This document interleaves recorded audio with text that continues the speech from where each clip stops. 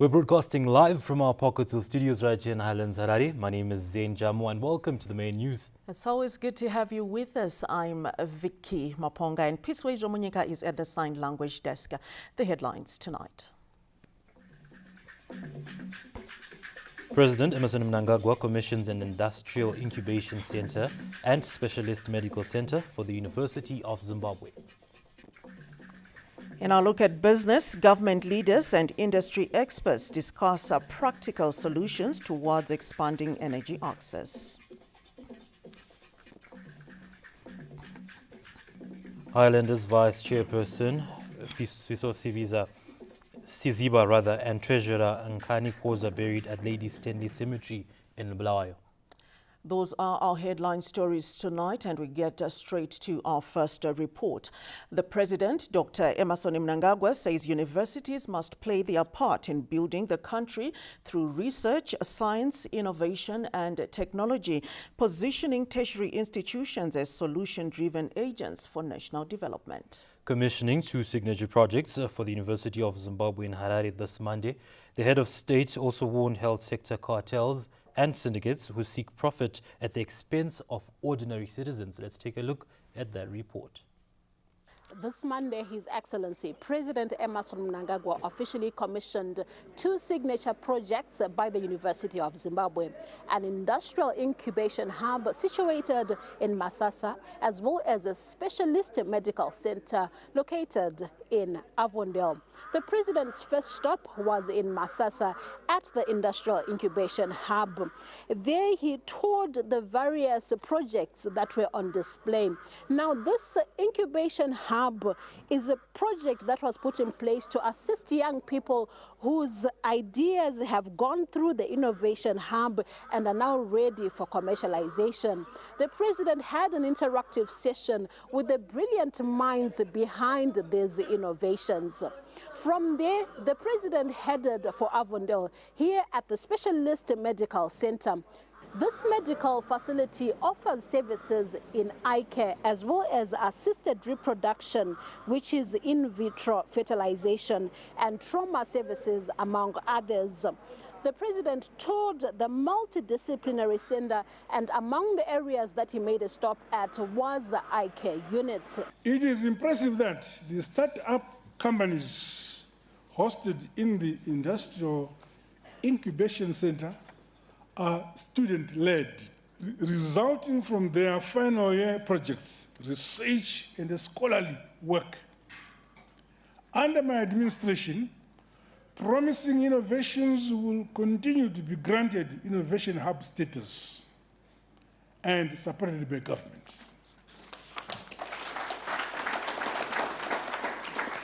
I am confident that this approach will provide impetus for our young, talented students to develop their ideas into products, goods, and services.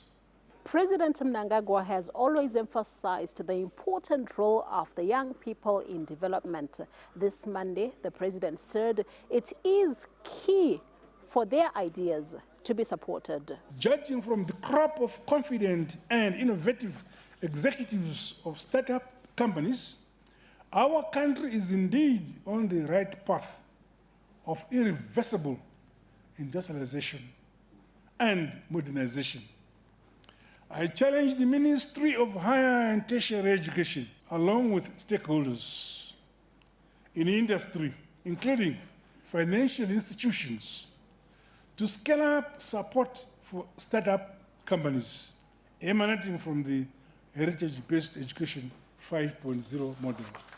Through the whole-of-government society approach, let us continue to give our young talented boys and girls a chance to develop their ideas and exploit their full potential for the benefit of our beloved motherland, Zimbabwe. Focusing on the Specialist Medical Center, President Mnangagwa said the establishment of this facility will now ensure that members of the public now have access to services that were once only available in the private sector, services like IVF.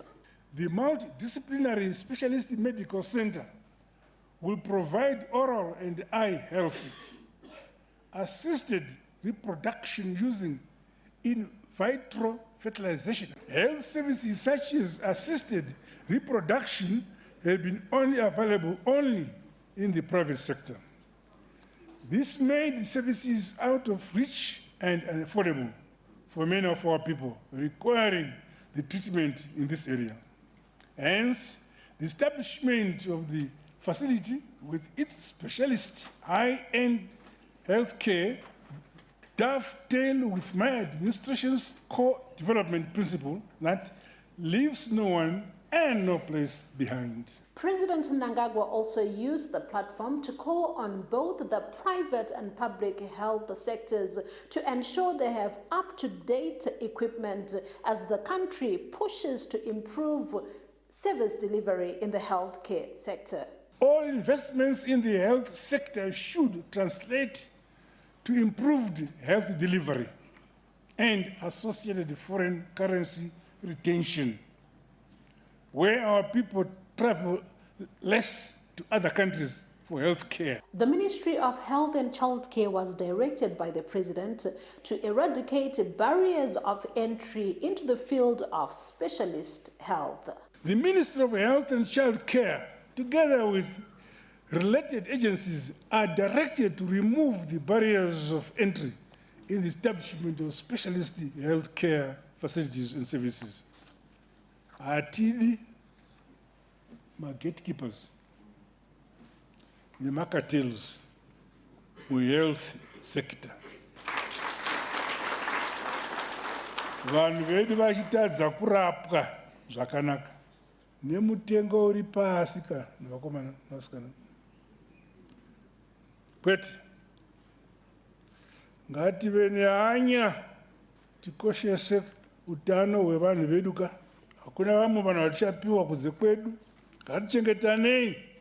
My government will not accept the prevalence of the opportunists and the so-called health sector cartels and the syndicates who operate to the detriment of our people.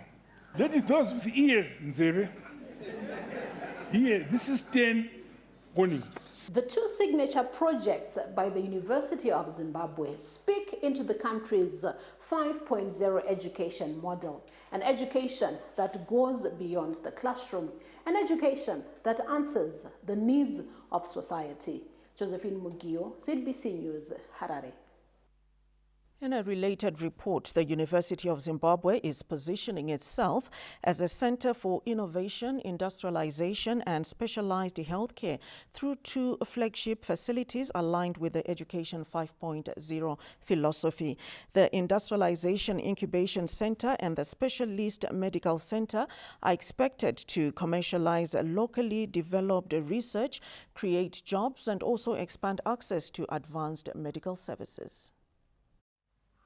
For far too long, many Zimbabweans have traveled long distances or even beyond the country's borders to access specialized medical care.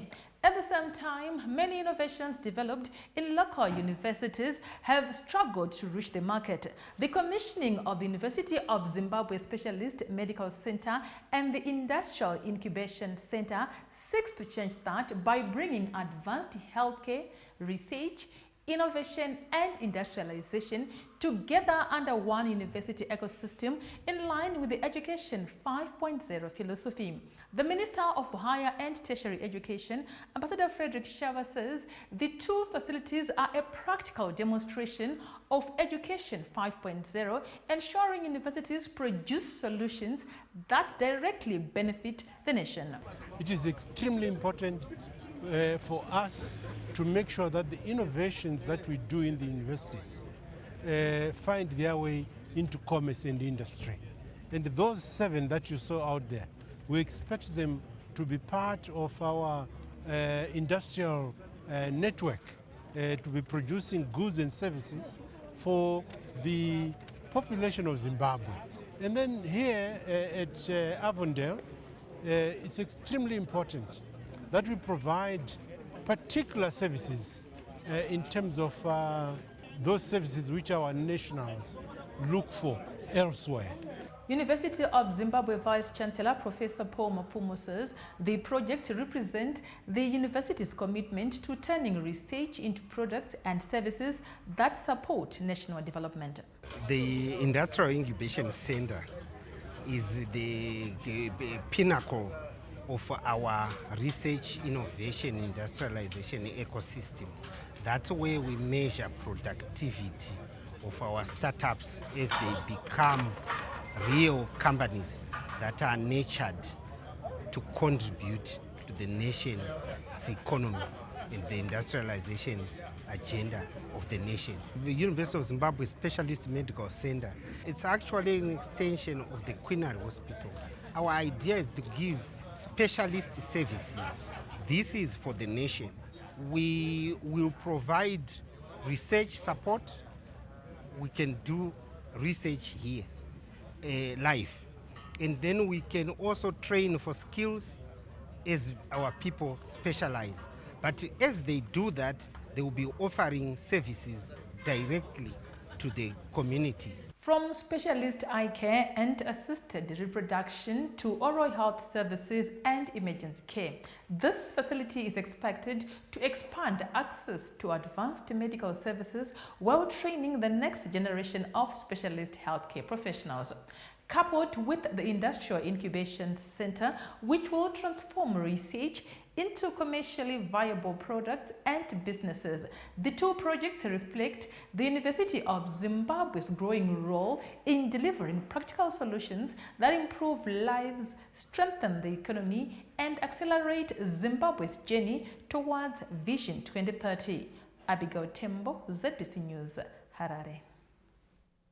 The government's debt restructuring drive through engaging global creditors is on course after the rolling out of a 4-year Zimbabwe Arrears Clearance Dialogue Enhanced project. The project launched in Harare this Monday seeks to consolidate current gains by Zimbabwe in paying loans owed to local, regional, and global financial institutions. According to the African Development Bank, AFDB Principal Governance Officer, Mr. Fenwick Kamanga, whose institution is one of the key development partners for Zimbabwe's debt restructuring plan, the project also reflects the government's commitment towards restoring global banks' confidence on the economy. As you may know, the African Development Bank has been supporting the government of Zimbabwe to engage with its creditors with a view to find a way of how government together with the creditors can find a solution in terms of creating the arrears. So in terms of who is involved, is first of all the government of Zimbabwe through the Ministry of Finance and working together with all stakeholder institutions. Parliament of Zimbabwe Chief Director Mr. Nesbet Sam outlined the importance of the project. We're very grateful that the African Development Bank, is supporting arrears and debt clearance, and the Parliament of Zimbabwe is a serious conduit, to that process. The provision of, Section 300 of the Constitution gives power to the Parliament to ensure the set limits, of debts, and debt management, and the fact that debt should be brought to the National Assembly if it exceeds those limits. A treasury paper released during the launch of the second phase of the arrears clearance and data resolution process for Zimbabwe indicates government has introduced a structured dialogue platform, rolled out land tenure reforms, facilitated regular token payments to local, regional, and external financiers, as well as secured the support of the global financial institutions. Stanley James, ZBC News, Harare.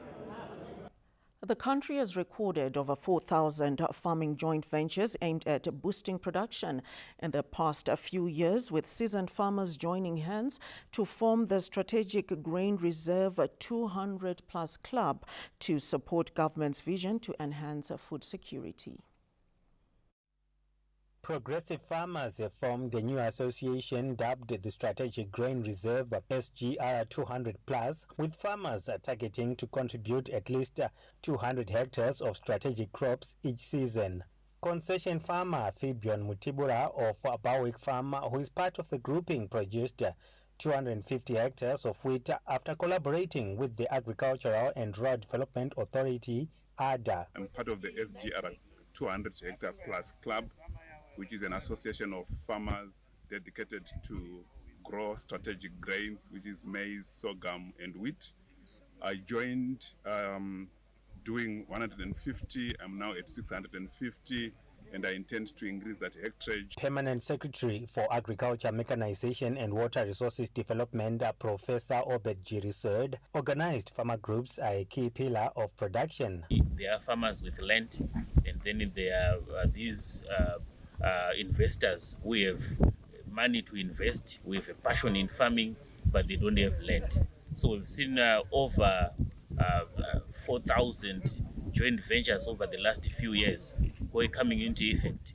And we've seen really production going up at farms. We've seen a partnership between these farmers, the banks, AFC and ADA, to provide a whole lot of agronomic expertise. ADA Chief Executive Officer Mr. Tino Miko highlighted that farmers they collaborated with this season have produced an impressive crop. We capacitated the farm with working capital for your inputs, with technical expertise, your agronomy support from the point of land use mapping, soil testing up until we harvested, market the produce. As you are aware, we also provide logistical support in coordination or synergistically with the grain marketing board. Farmers countrywide this season surpassed the 125,000 hectare target set by government, supported by adequate water and power availability, setting the tone for a bumper wheat harvest this season.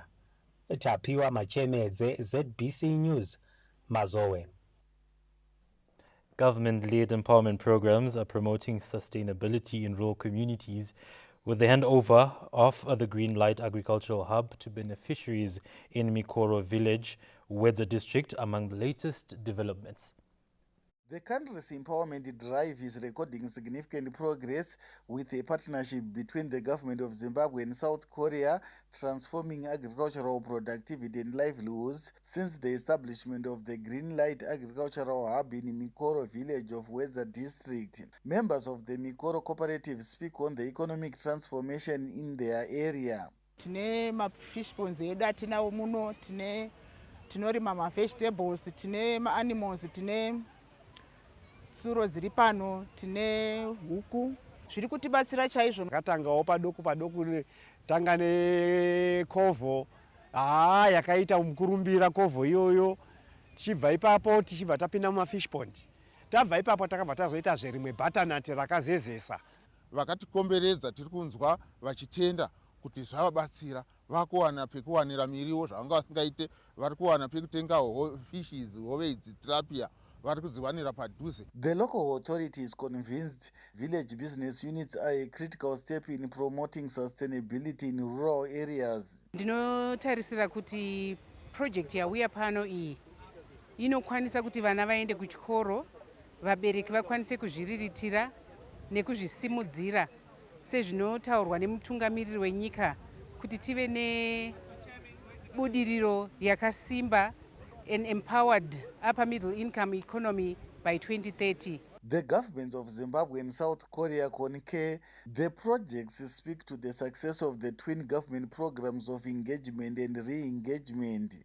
My country, Korea, strongly believes sustainable development is achieved through partnership.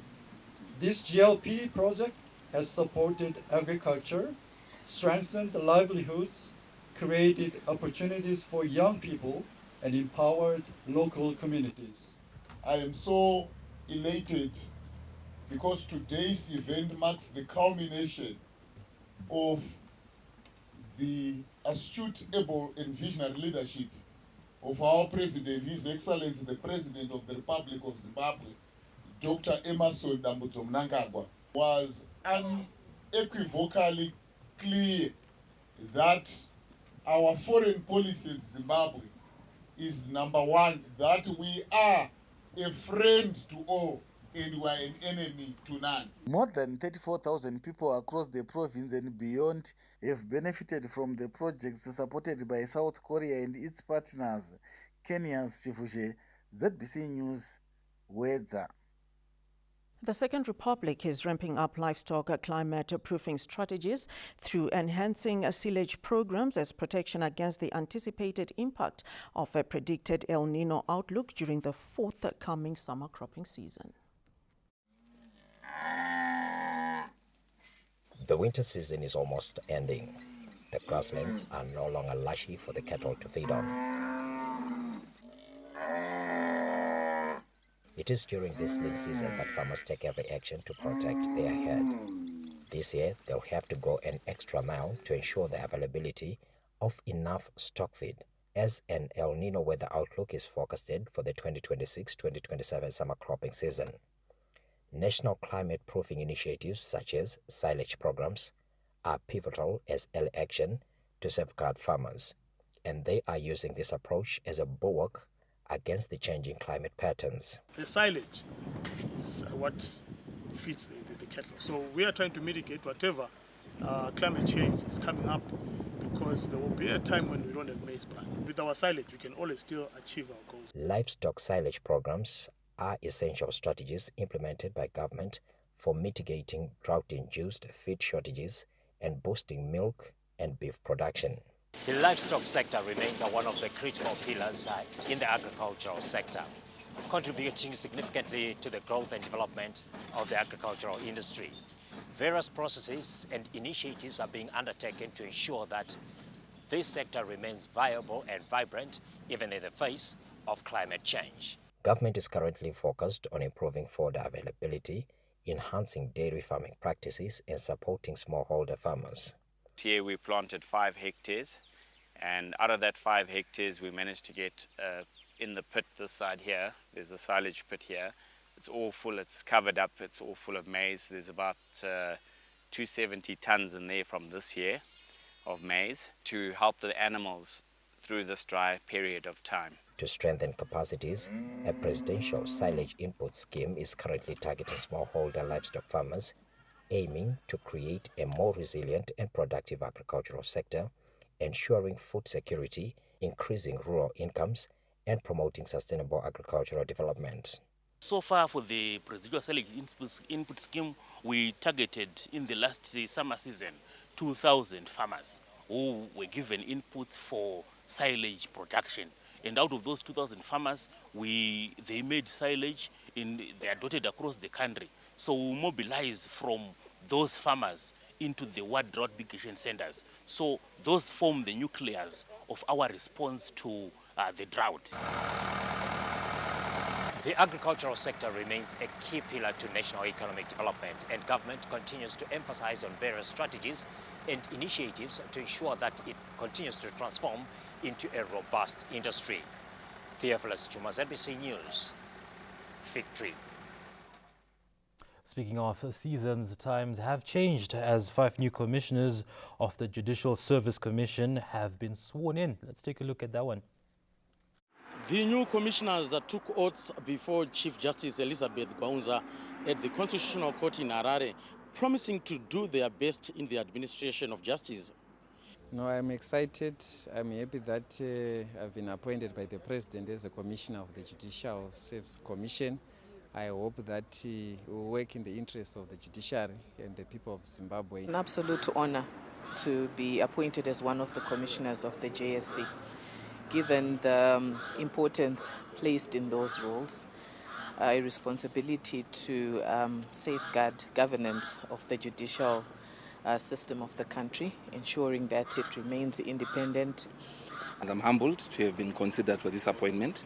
It's not a small responsibility, because it comes to assist at the very apex of the justice delivery system in Zimbabwe. And secondly, I'm excited to contribute also to the cause of the Judicial Service Commission in Zimbabwe. Judicial Service Commission JSC Secretary Mr. Walter Chikwana said the new commissioners are expected to set policy in terms of how the Judicial Service Commission is supposed to function. Their roles are provided for in the Constitution of Zimbabwe to provide advice to the government of Zimbabwe on administration of justice, to deal with matters relating to the employment of members of the judicial service, and this includes judges, magistrates, and non-judicial members, and to deal with issues of discipline of members of the Judicial Service Commission. The Judicial Service Commission continues to advance structural and technological reforms across the country's legal sector to streamline efficiency and safeguard public trust in the rule of law. John Nandara, ZBC News, Harare. Zimbabwe has rallied fellow SADC member states to implement effective and efficient labor migration governance frameworks that respond to the global migration dynamics. This emerged at a regional tripartite workshop underway at the African Regional Labor Administration Center in Harare. For decades, labor has remained the primary driver of global migration, propelled of course by economic disparities, demographic imbalances and employment gaps as millions of workers move across borders or internally seeking viable livelihoods, better wages and professional opportunities. The phenomenon therefore requires effective enhancement of labor migration governance frameworks. This requirement set at the center of the regional tripartite workshop held in the capital this Monday on enhancing labor migration governance. It's not a nice time in South Africa and the challenges that we experience with migrant labor. So I think we need more policy coherence, we need more dialogue between governments in the region with stakeholders and social partners so that we don't find ourselves in a situation in what we have in South Africa, which is very unfortunate. With a workshop like this, we will start to make policies that can guide labor migration. You know, when you migrate around that age of, let me say, 18 to 40 or 45, you need a job.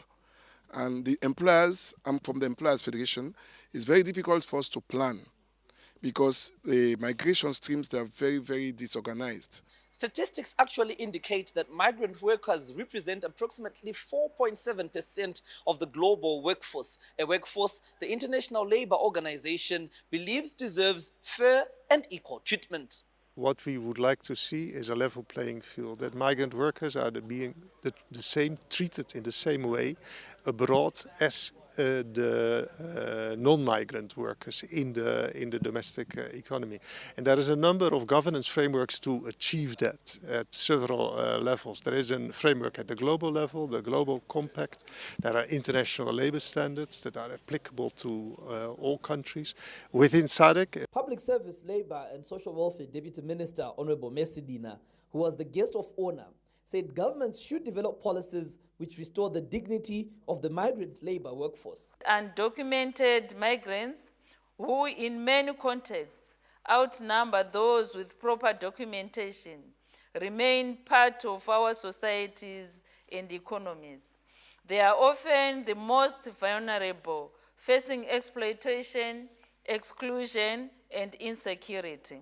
Now, the 5-day workshop, which ends this Friday, is running under the theme Adapting Policies and Technical Assistance to Evolving Migration Dynamics. Panashe Nagoli, ZBC News, Harare. Exciting news to share as viewers are advised that all ZBC television content and radio stations are now available on our new OTT platform, Z+. Download the Z+ app today from the Apple App Store or Google Play Store and stay connected wherever you are. And do remember, of course, we also have various social media platforms where you may catch us on and also follow everything that's happening locally, regionally and internationally. Our website, www.zbcnews.co.zw. You may find us on X, Facebook, YouTube, and our handles, they are at ZBC News Online. We're about to take a breather, but before we do so, here's a look at what you can expect in business. Government leaders and industry experts discuss practical solutions towards expanding energy access. And Sport Highlanders Vice Chairperson Fiso Siziba and Treasurer Nkani Koza buried at Lady Stanley Cemetery in Bulawayo. Those and more stories coming up after this break. Don't go far. We'll be back shortly.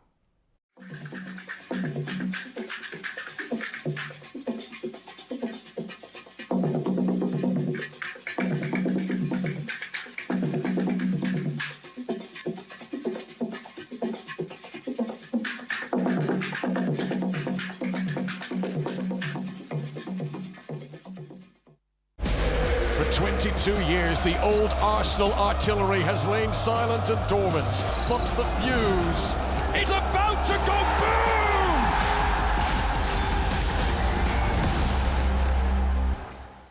Join us for the Midlands Business Exhibition Show from the 13th to the 16th of August. Themed Value Addition, the key to competitiveness. Farmers, don't miss out. Our guest of honor is the Minister of Agriculture, Honorable Anxious Masuka. The business conference is on the 14th of August and will feature the prominent businessman, Mr. Tagwirei, to boost corporate growth. Bring the family for kids' playgrounds, plus enjoy live performances on Saturday and Sunday from Takura, Nashizim, Enzo Aishal, Nyasha David, and local artists. Be there.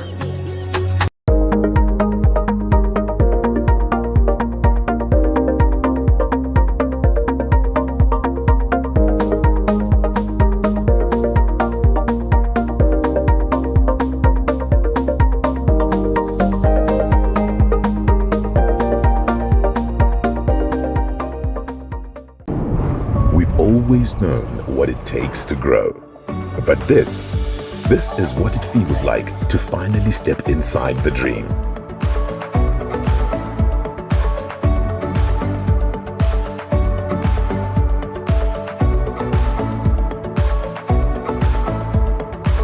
It's that quiet moment when a room holds everything it used to be and everything it made possible. That this is actually mine feeling when the first payment hits. That pure adrenaline from a small space to an empire you rule. And when you said you'd almost sleep in your first car, we made sure you actually did. Plans may adapt, circumstances will evolve, but your growth, that's non-negotiable. Bank on growth with Stanbic Bank Zimbabwe. Zimbabwe is our home, and we drive her growth. Stanbic Bank is a registered commercial bank and a member of the Deposit Protection Scheme.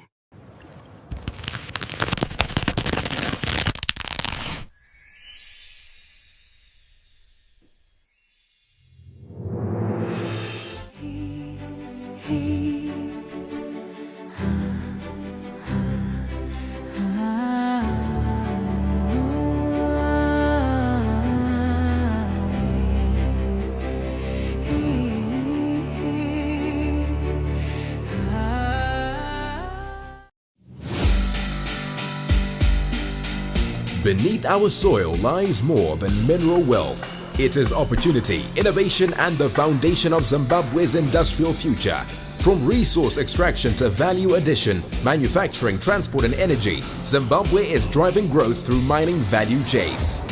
And every year, the leaders shaping this future gather under one roof. Welcome to MineEntra 2026. The premier platform where mining companies, suppliers, investors, innovators, and policymakers connect, collaborate, and unlock new opportunities. Join us from the 29th to the 31st of July 2026 at the Zimbabwe International Conference and Exhibition Smart City in Bulawayo. Exhibit at MineEntra 2026 to expand your network and grow your business. Register your attendance today. MineEntra 2026. Unearth, transform, prosper. Anchoring economic transformation through mining value chain.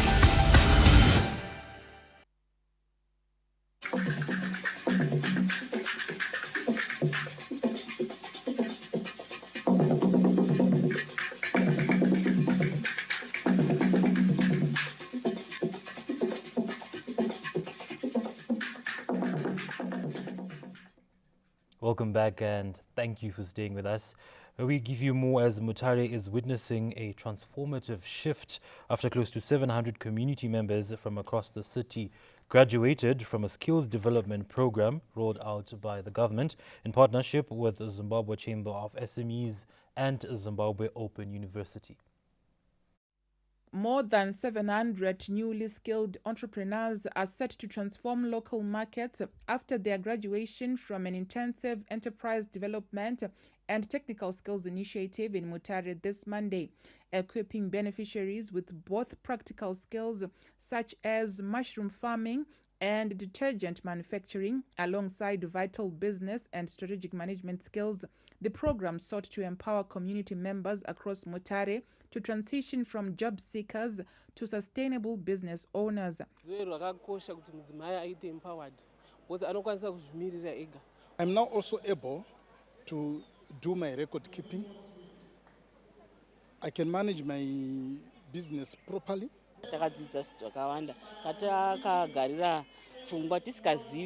The Skills Development Program is part of community capacity building initiatives that equip locals with practical skills that translate into income, improved livelihoods, and sustainable enterprises.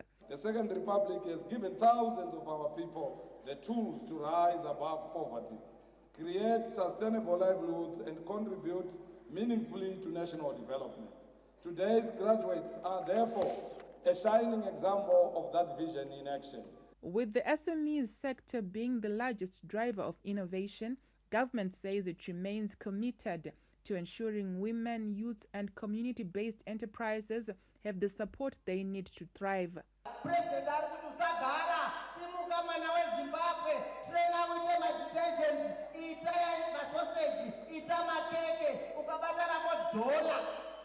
In a day,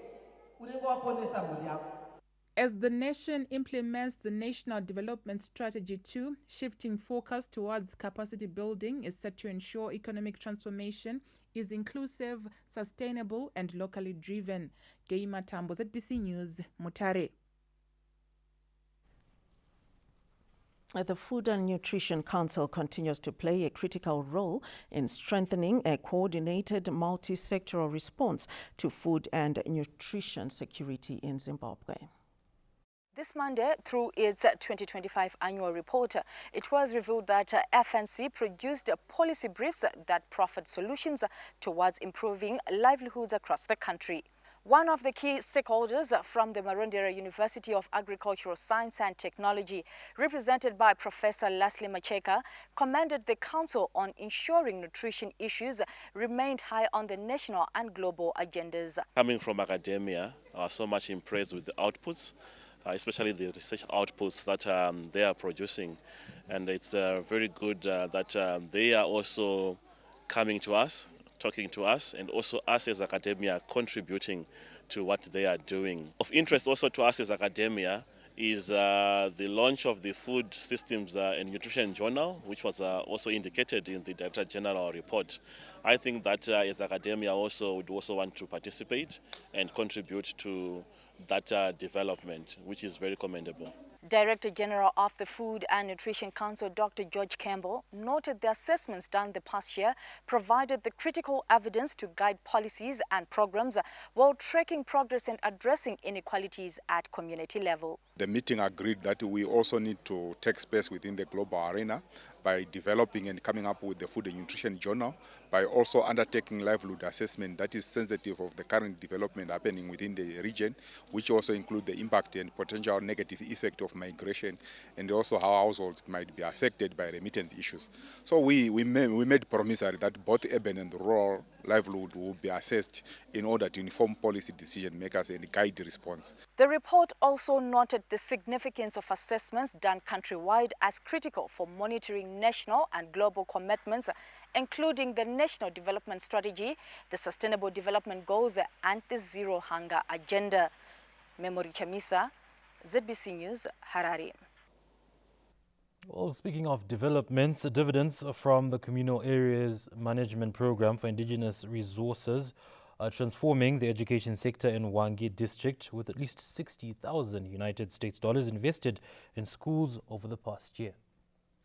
The funds have been used to procure school furniture, tablets, printers, smartphones, laptops, building materials, among other educational accessories. The latest beneficiaries of the Campfire program include Dimakule, Chikandakubi, and Inde primary schools, as well as Nejambezi Secondary School and several other learning institutions across Hwange district. This news crew recently witnessed the handover of some of the equipment at Ndimakule Primary School under Chief Shana, where learners, school authorities, and district officials described the initiative as transformative.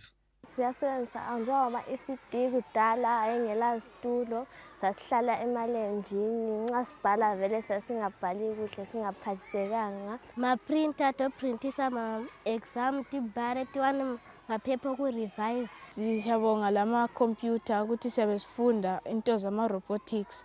Sifunda okunye okuchiyene oko ICT. School and local authorities also commended the impact of the Campfire program in the district, which is home to Hwange National Park, one of Africa's largest wildlife sanctuaries. The government's thrust under Vision 2030 is to digitalize all schools, and we are saying since they've donated those laptops and printers, it's a step in the right direction. So Campfire chinhu chirokosha maningi mu area yedu ino. Campfire toda kuti ingana kuikara ngizunta indirire mberi ibe ipo ibanja indirira mberi nokubanja. Hwange Rural District Council also highlighted the scale of the program's contribution to education development in the district. This is also cumulated to be almost plus or minus 60,000 USD for the schools within Hwange Rural District Council purview. So you've done quite a lot in terms of infrastructure development, as well as today you are just doing ICT materials distribution to the schools. Campfire programs are primarily funded through sustainable wildlife management, including regulated safari hunting and other conservation-based activities. Tichaona Kurewa, ZBC News, Hwange. The government has committed to enhancing the development of primary schools in farming communities in order to ensure they become examination centers for the benefit of learners. The school's digital literacy program has been strengthened in Ngurube after the handover of laptops, digital learning tools and textbooks to Kelson 1 primary school. Ndinotenda utungamiri hwedu watipawo mabhuku kuti vana vedu vagone kudzidza vachipasa mune zvakanaka. Zvichavandudza dzidzo yedu kubva patiri tichienda kumberi. Izvozvi chikutaura kuno kupasireti yedu yakanaka chaizvo apa chatowedzera. Hosi tandiri panumber 10 pazvikoro 64 guru yese tiri mutop 10 saka nditarisira kuti tichaita number 1. Nokutenda ukuru huripo nevanotungamirira chikoro chedu nemubatsiriro watiri kuitwa. Ndinofunga vana vedu vachapasa. Tinetarisira kuti chisumuke kusvika zvinoitwa mumabhodhi. Officiating at the handover ceremony, Mashonaland Central Minister of State for Provincial Affairs and Devolution, Honorable Christopher Magomo expressed government's commitment to upgrading schools in farming areas. Takafaita zvikuru kuti kuno kusaite chinhu chinonzi satellite school. Maschools ese ekuno eafgari emumapurasi haenzi zvikoro zvemumapurasi. Zvakufanira kuita ma-examination centers. Vana vasafambe kunonyora ma-exams kuenvironment yavanenge vasina kujaira. The Tobacco Industry and Marketing Board also reached out to Kelston Primary School after donating sports equipment, sanitary wear and textbooks. Bazi redu rakaona zvinhu zvakanaka kuti tinofana kufamba pamwe chete nevana vechisikana nevakomana. Saka tasarudza Kelston 1 Primary School muMarch Central nokuti kunobva fodya yakawanda yemhando rokwati. The ICT boost comes at a time government is targeting the establishment of 500 ICT hubs across rural schools nationwide to reduce the rural-urban digital divide. Tapiwa Machemedze, ZBC News, Ngurube. The main news takes a breather. We'll be back with you shortly.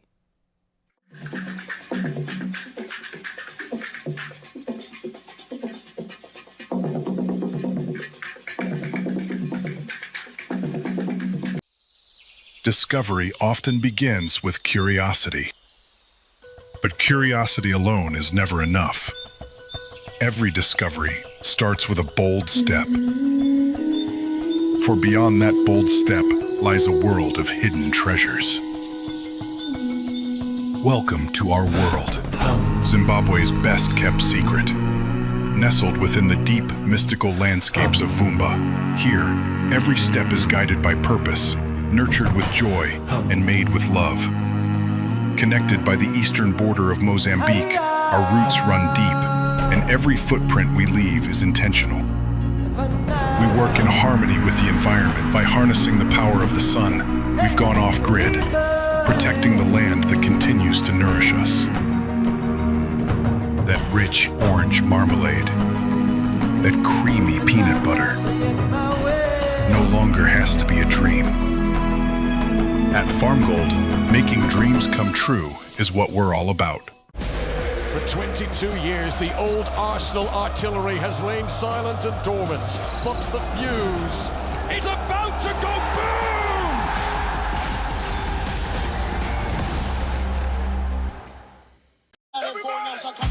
For over a decade, Zimbabwe waited. Now our game returns. One nation, one competition, one dream. Bringing Zimbabweans together through the game they love. From juniors to professionals, from beach soccer to futsal, from every corner of Zimbabwe, a pathway from community fields to national teams. The Munumutapa Challenge Cup is calling all genders, all regions, all of Zimbabwe. The biggest cup challenge this nation has ever seen. Follow the journey, support your team, be part of history.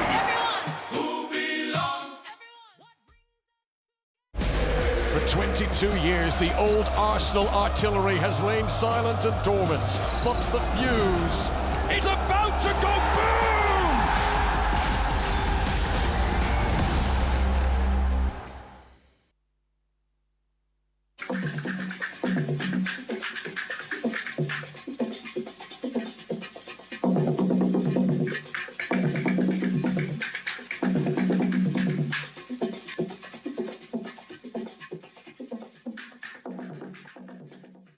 Welcome back and thank you for staying with us.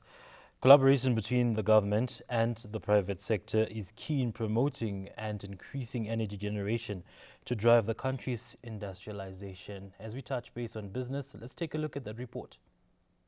Zimbabwe's drive to strengthen its energy security took center stage at the Zimbabwe Energy Conference, where government leaders, regulators, industry experts, investors and development partners took time to discuss practical solutions towards expanding energy access, attracting investment, and accelerating the country's energy transition. We are modernizing generation capacity, expanding our transmission and distribution networks, and accelerating investments in clean coal technologies, solar, hydro, wind, and other innovative renewable energy technologies. The Reserve Bank of Zimbabwe assured investors that contractual agreements will still be honored even if the country transitions to monocurrency. Some of you will enter into contracts in US dollars, and you are afraid that you may not be able to pay off those contracts after we introduce monocurrency, or after we reach monocurrency. I want to dispel that. You will still be able to pay off your contracts in the currency that they were agreed. The event was held by the Energy Forum for Africa in partnership with local firm Absalom and Shepherd Attorneys. What a comeback ZESA is having. 138 consecutive days without load shedding. 35 million rolled out in smart metering with Econet. 328 million legacy debt being broken down. Modernized billing systems coming up. 635 megawatts under construction. Over 1,300 megawatts of new capacity loading. They also have contracts and PPAs with bankable IPPs that are actually running. We have a 210 million Afri-Exim Bank facility to do that. I think ZESA is no longer just Zimbabwe's utility. It's becoming a bankable partner. By 2050, two things will happen in Africa. Number one is that the continent's energy demands in terms of investment will rise to $150 billion. That is billion with a B.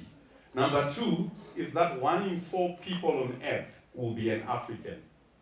We have 68 gigawatts of installed renewable energy capacity, and sadly, only 2% of global investment into energy is coming into Africa. That is a disparity. Zimbabwe set a target to increase its installed capacity to 5,000 megawatts to support its growing economy, with renewable energy being identified as a solution to achieve this target.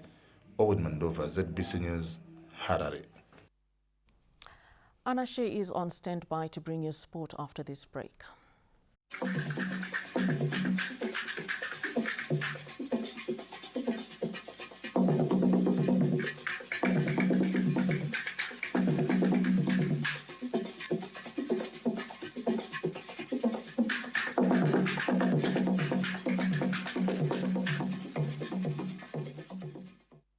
Starbright is back. Bigger, louder, life-changing. Do you have what it takes to be a star? This is your moment to shine. Stand a chance to win $3,000 cash, plus a residential stand, a recording contract, and many other exciting complimentary prizes. For one life-changing winner, all it takes is a bold decision. Registration is only $5 per person. $5 could unlock your future. $5 could launch your dream. So, what are you waiting for? Register now for only $5 using our easy WhatsApp registration system. Simply send hi to the official Starbright WhatsApp number 0786-259-971. Follow the prompts to submit your details. Upload your audition video directly on WhatsApp, less than 60 seconds long. Make your payment. Receive instant confirmation of your registration. It's fast, simple, and convenient. Thousands will audition, but only a few will rise to greatness. Don't watch others become stars while you stay in the shadows. This could be your season. This could be your breakthrough. This could be your Starbright moment. Starbright, Season 14. It's your time to shine.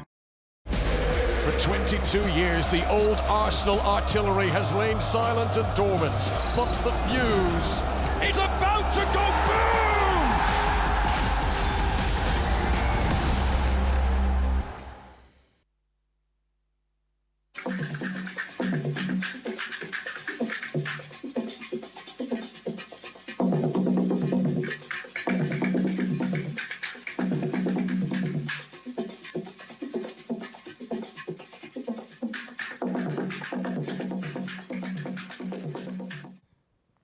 Welcome to the Sports Corner. Anna Shambrambe is here with the latest in the world of sport. Two Highlanders executive members, Vice Chairperson Fiso Siziba and Treasurer Nkani Koza, who died in a horrific road traffic accident at Mbembesi on Thursday, have been buried at the Lady Stanley Cemetery in Blayo.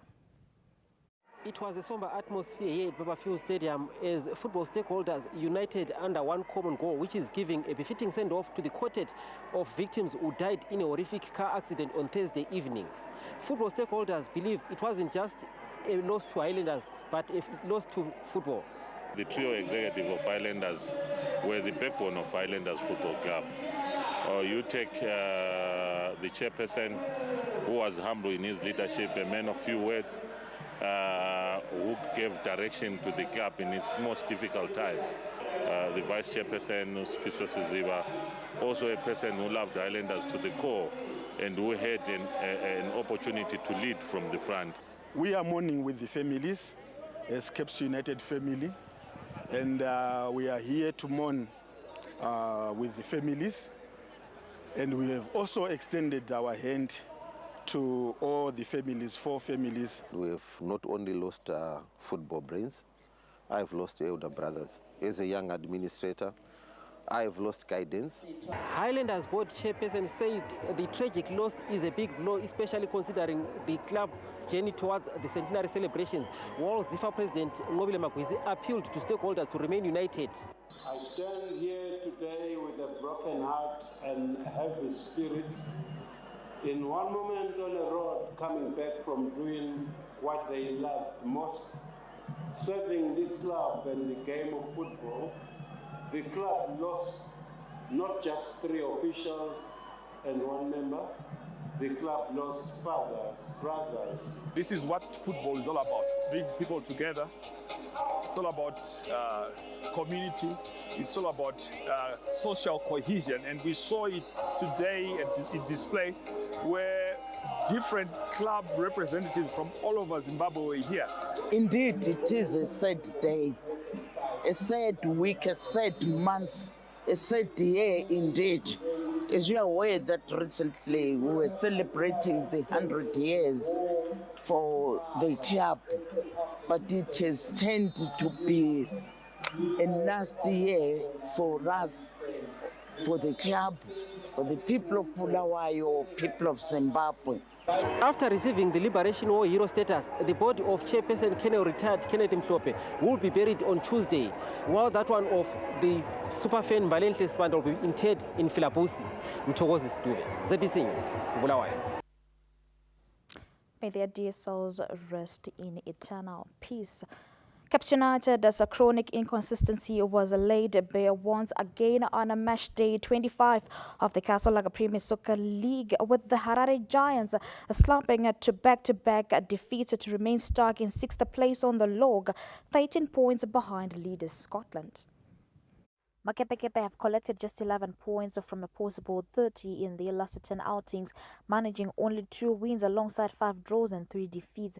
Their last setback, a 1-0 defeat away to Tel1 on Sunday, followed an identical scoreline loss to FC Hunters, exposing a worrying trend of failing to deliver against sides battling relegation. The Green Machine sit 6th on the table with 39 points from 25 matches, having recorded 10 wins, 9 draws and 6 defeats, a record that tells the story of a side drawing too many matches it should be winning and losing too many it should not. In their last 10 fixtures, Caps United's only victories came against PC Kariba and Manyika Diamonds, while they were held by Chicken Inn, Agama, Triangle United and against the Platinum Stars. Their 3 defeats during that run came against Herentals, FC Hunters and Tel1, results that have effectively ended their faint title hopes with just 9 matches remaining.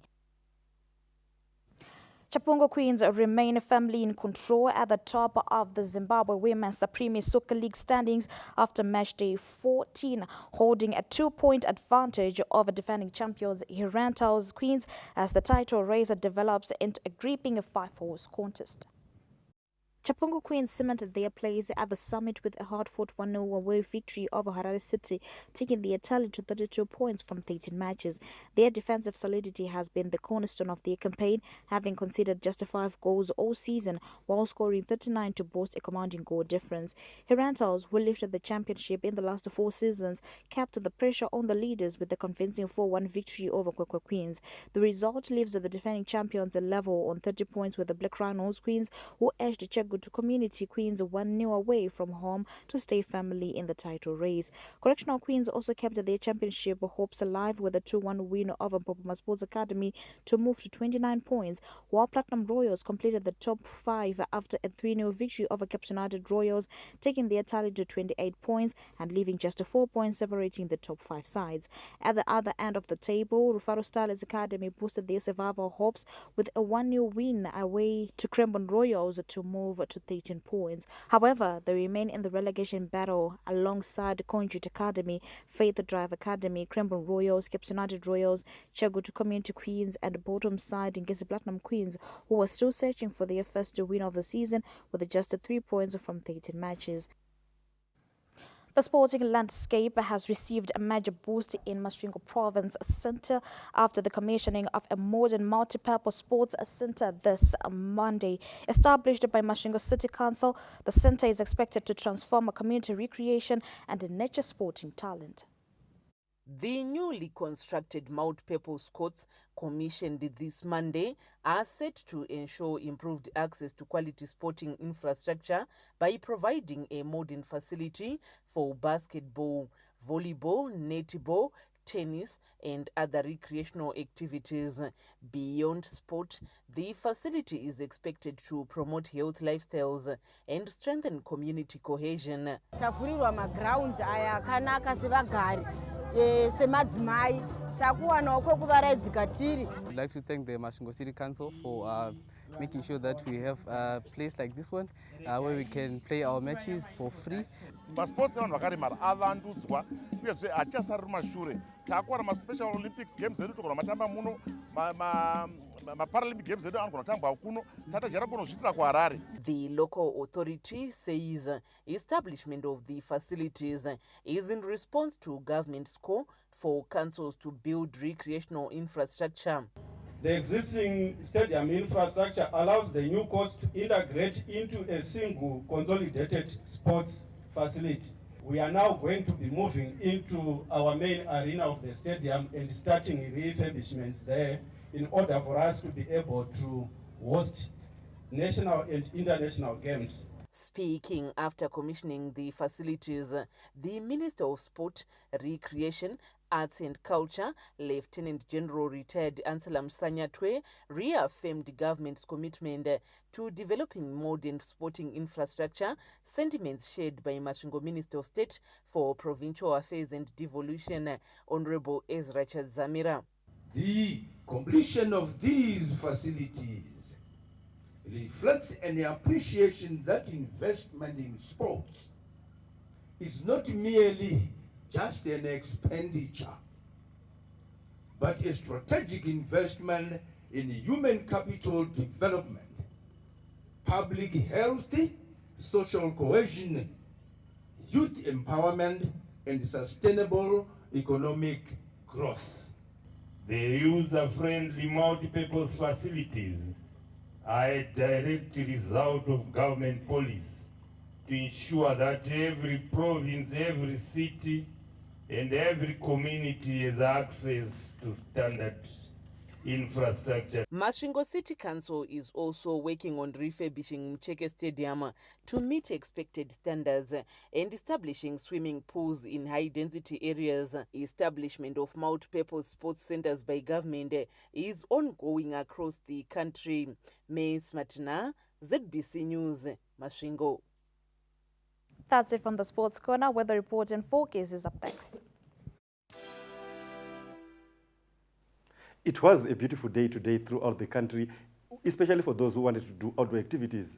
However, in the morning it was a little bit chilly, especially in areas over the central watershed, that is areas such as Matopos in Matabeleland South, areas such as Chivu in Mashonaland East, as well as Wedza and Henderson.